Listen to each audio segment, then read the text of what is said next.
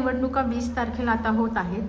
तुम्ही निवडणुकीच्या रिंगणात उतरला आहात. प्रभाग क्रमांक 28 मधून तुम्ही निवडणूक लढवित आहात. एकूण तुम्ही मतदारांना भेटत आहात, तर तुम्हाला तुमचा प्रभाग एकूण कसा वाटतोय? प्रभाग बघून मला तर अक्षरशः म्हणजे हे वाटतं की मी जे लहानपणापासून जो बघतोय, मी लहानाचा मोठा इथे झालेलो आहे. माझं वय आज 42 आहे. नमस्कार, मी सुधीर वसंत जाधव. मी प्रभाग क्रमांक 28 ब मधून काँग्रेस पक्षाच्या वतीने निवडणूक लढत आहे.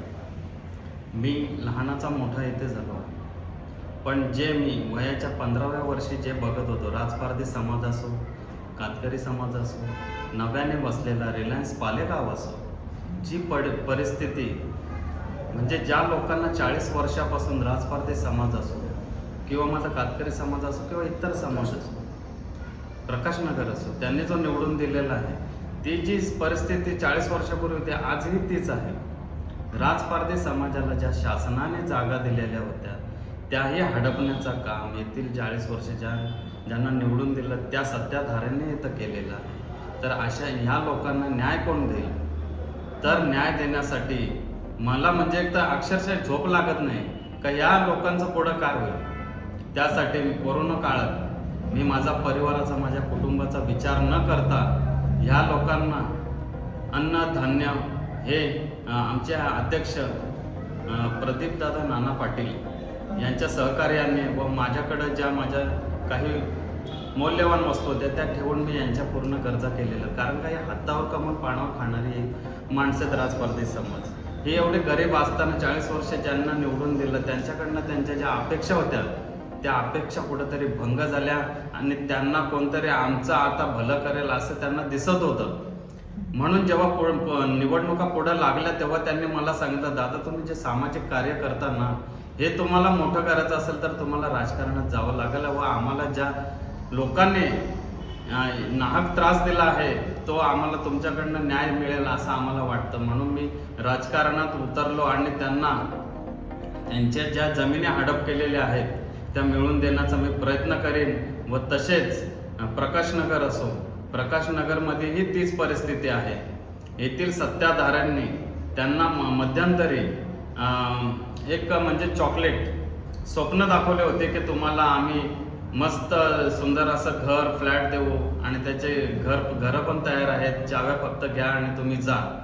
त्या पद्धतीने SRAचा इथं प्रकल्प राबवण्यात येणार होता आणि त्या दिवशी इथे बायोमेट्रिक जेव्हा होणार होती त्यावेळेस त्यांना सांगण्यात आलं, मला अशी कल्पना आली की ते बायोमेट्रिक होणार आहे दुसऱ्या दिवशी. तेव्हा इथल्या लोकांनी जेव्हा मला सांगितलं तेव्हा आम्ही दुसऱ्या दिवशी येऊन येथे लढा दिला आणि बायोमेट्रिक थांबवली. कारण का मला माहिती होतं SRAचा मुंबईमध्ये अजूनपर्यंत कुठलाही प्रकल्प पूर्ण झालेला नाहीये. ते लोक आजही बेघर आहेत. लोकांना आमिष दाखवून हे लोक यांना रस्त्यावर आणणार होते. मला जेव्हा माहीत झालं तेव्हा मी आणि येथील माझे सहकारी आम्ही येऊन इथे लढा दिला व बायोमेट्रिक रद्द करण्यात आलं. आज 5 वर्ष झाली. माझं तर येथील प्रकाशनगर येथील रहिवाशांना सांगणं आहे की तुम्ही जाऊन त्यांना हा जाब विचारा का आमच्या चाव्या कुठे आहेत. तुम्ही आम्हाला सांगितलं होतं ना का आम्ही तुम्हाला फ्लॅट देणार आहोत, तो फ्लॅट कुठे एक तरी दाखवावा. तर माझं प्रकाशनगर राजपारधी समाज यांना हात जोडून विनंती आहे की यांच्या भूलथापांना बळी पडू नका आणि बळी पडणार सुद्धा नाहीत. कारण का ह्या लोकांच्या मनात हा सुधीरच आहे आणि सुधीर हा यांच्या विश्वासाला कधीच तडा जाऊ देणार नाही. आणि ज्या पण यांच्या जमिनी लाटल्या आहेत त्यांना बेघर करण्याचा प्रयत्न करत आहेत प्रकाशनगरवासियांना. यांना सुंदर असं घर सुनियोजित, यांच्या कुटुंबात 2-3 आहेत तर माझी मागणी असणार आहे, यांना मी बेघर तर होऊनच नाही देणार, पण यांना इथं चांगल्या पद्धतीचं त्यांना घर मी बनवून देईन असे मी त्यांना आश्वासन देतो. व तसेच राजपारधी समाजाच्या पाठी मी खंबीरपणे उभा राहून ज्या येथील 40 वर्षापासून निवडून दिलेल्या सत्ताधाऱ्यांनी त्यांच्या जमिनी लाटल्या आहेत त्यासाठी सुद्धा मी लढा देईन व त्यांना न्याय मिळवून देईन. तुमची एक सामाजिक व राजकीय वाटचाल कशी राहील? माझी सामाजिक वाटचाल ही मला पहिल्यापासूनच समाजकार्य करण्याची खूप आवड होती. त्या याच्यानेच मी या समाजकार्यामध्ये उतरलो आणि मी जेव्हा बघितलं येथील परिस्थिती तर खूप मला वाईट वाटायचं. ज्या लोकांवर यांनी विश्वास ठेवून त्यांना निवडून दिले त्या लोकांनी यांचे स्वप्न एकदम भंग केले.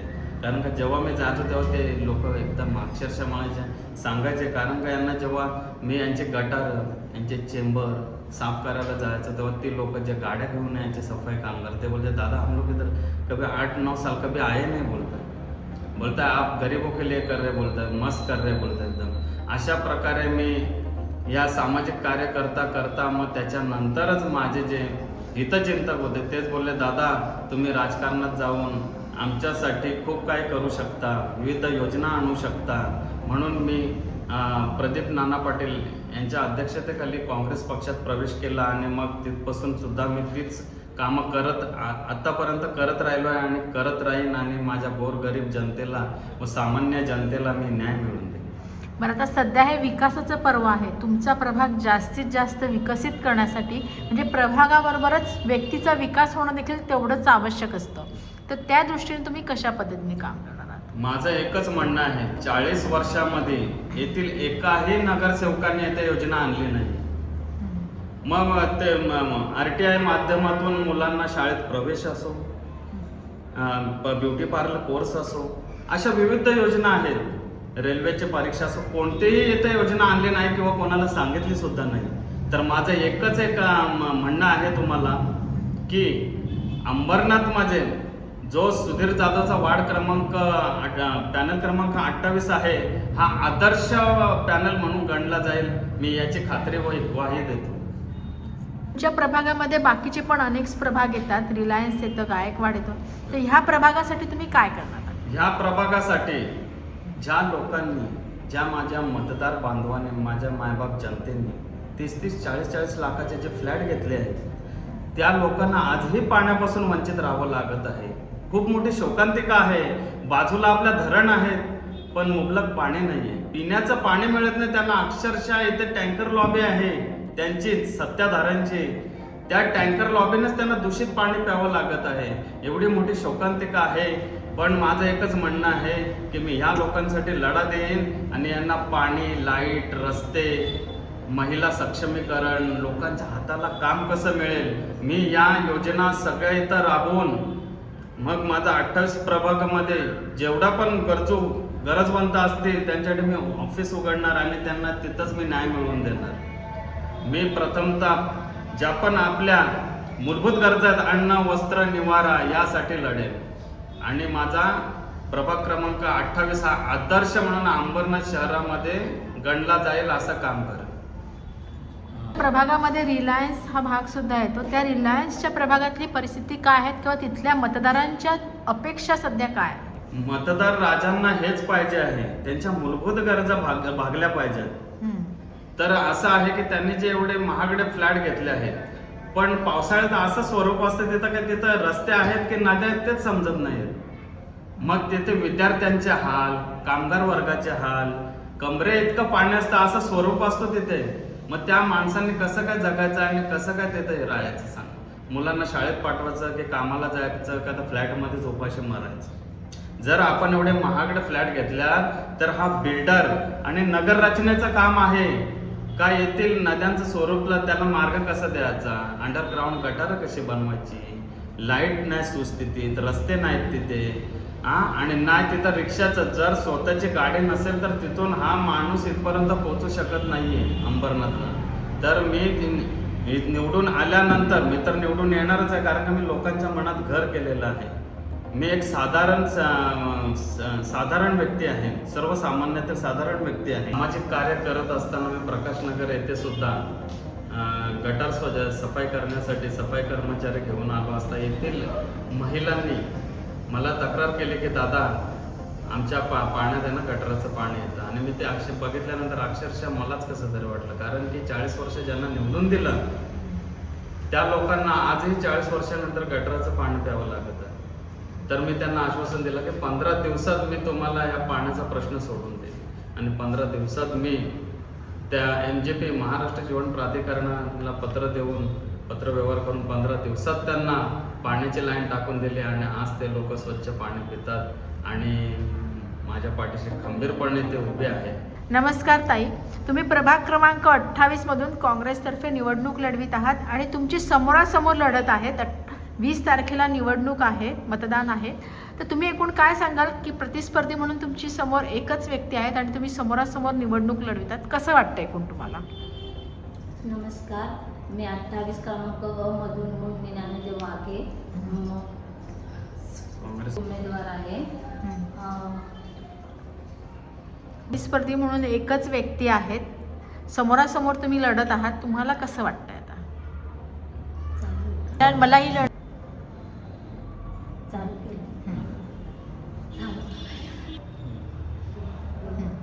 मी तिला इथली प्रतिस्पर्धा म्हणजे मानतच नाही. मी तिला प्रतिस्पर्धा इथली मानतच इथले नाही. मानतच नाही. आणि का नाही म्हणत ते सांगा. कारण मी तिला इथली प्रतिस्पर्धा म्हणून मानतच नाहीये.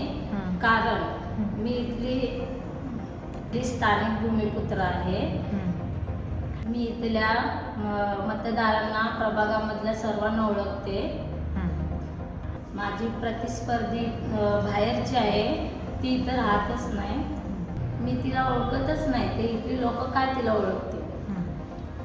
आणि काही लोकांना तिला समस्या आल्या, काही लोकांना, तर तिला कुठं शोधतील.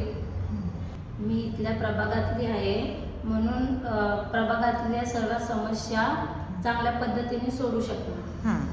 आणि ती आयात केलेली आहे म्हणून इथली लोक तिच्याकडे प्रश्न घेऊन जातील, तर ती प्रश्न असेल की तुम्ही लोक कुठं राहता, म्हणून मी तिला माझा प्रतिस्पर्धा मानतच नाही. नमस्कार, मी मोहिनी ज्ञानदेव वाघे, प्रभाग क्रमांक 28 अ मधून काँग्रेस पक्षातर्फे उभी आहे. मी इथल्या मतदारांना आवाहन करते की मला मोठ्या मताने मला विजयी करा. ज्या काही समस्या असेल ते मी सोडवेन. प्रभाग क्रमांक 28 मध्ये मोठ्या प्रमाणात राजपारधी हा समाज आहेत आणि त्या समाजाचे तुम्ही सध्या अध्यक्ष आहात. तर राजपारधी समाज हा ह्या प्रभागाकडे इव्हन निवडणुकीकडे कशा पद्धतीने पाहत आहे?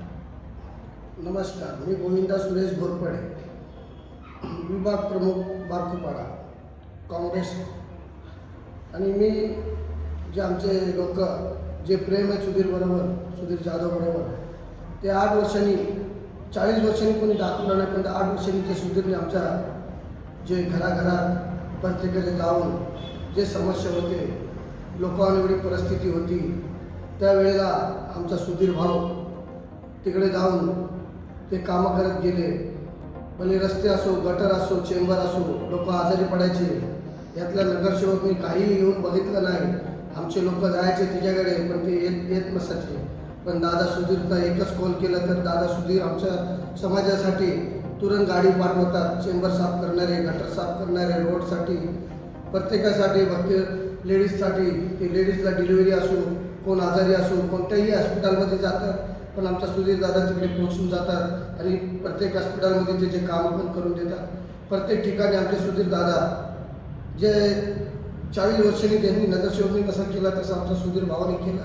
कारण मी पण कट्टर शिवसैनिक होतो, पण मी शिवसैनिक का सोडली? कारण इथले लोकच बरोबर नाही. कारण इथल्या लोकांनी कामं केलं नाही आमच्या समाजासाठी.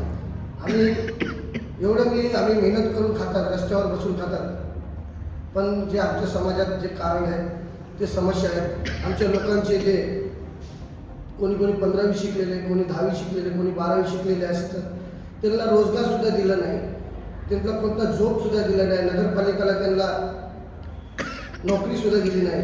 मग आम्ही कोणावर लक्ष करायचं? कारण आम्ही भटके समाज. कारण आम्हाला सगळं नियम आहे की तुम्हाला नोकरी पण असणार, तुम्हाला सगळं काय आमच्या समाजासाठी आहे.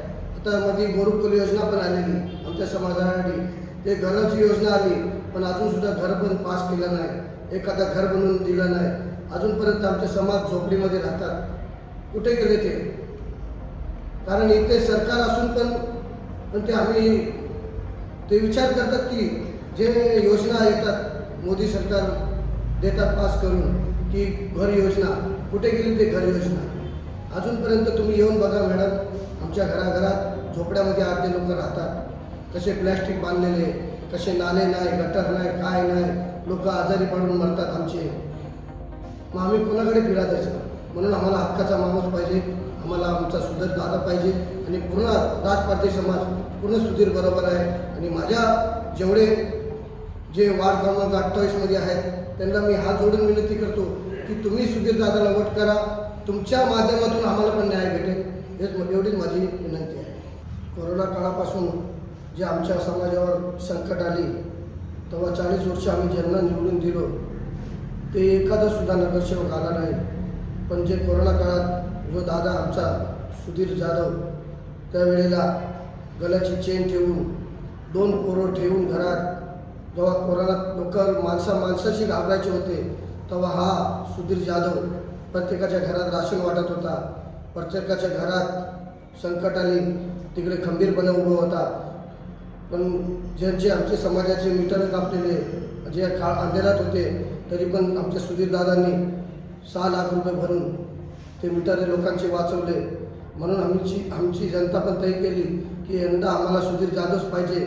मी मायबाप जनतेला आवाहन करतो की प्रभाग क्रमांक 28 ब मधून मी सुधीर वसंत जाधव व प्रभाग क्रमांक 28 अ मधून मोहिनी ज्ञानदेव वाघे यांना प्रचंड बहुमतांनी विजय करा व प्रभाग क्रमांक 28चा विकास घडवा व तसेच ब्लॉक काँग्रेस कमिटीचे अध्यक्ष श्री प्रदीप नाना पाटील यांच्या मिसेस नूतन प्रदीप पाटील या अंबरनाथ शहराच्या नगराध्यक्ष पदाच्या उमेदवार आहेत.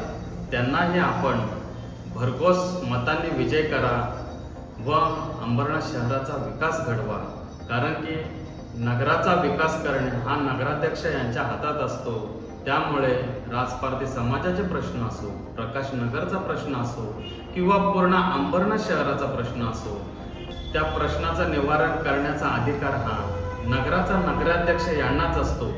म्हणून माझं मायबाप जनतेला आव्हान आहे की मी सुधीर वसंत जाधव प्रभाग क्रमांक 28 ब व मोहिनी ज्ञानदेव वाघे प्रभाग क्रमांक 28 अ व अंबरनाथच्या नगराध्यक्षा नूतन प्रदीप पाटील यांना भरघोस मतांनी विजय करा हीच मी आपणास विनंती करतो.